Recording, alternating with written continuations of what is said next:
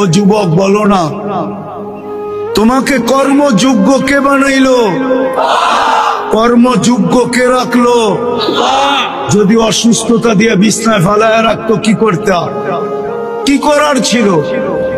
অভিযোগ, থানায় কেস, কোর্টে যায় আপিল, র্যাবের কাছে নালিশ, কি করার ক্ষমতা ছিল? অস্তিত্বটাকে দিল। কর্মযোগ্যকে বানাইলো।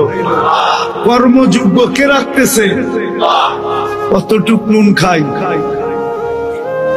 গুণ কতটুকু গাই? গুণ তো গাই না আল্লাহ।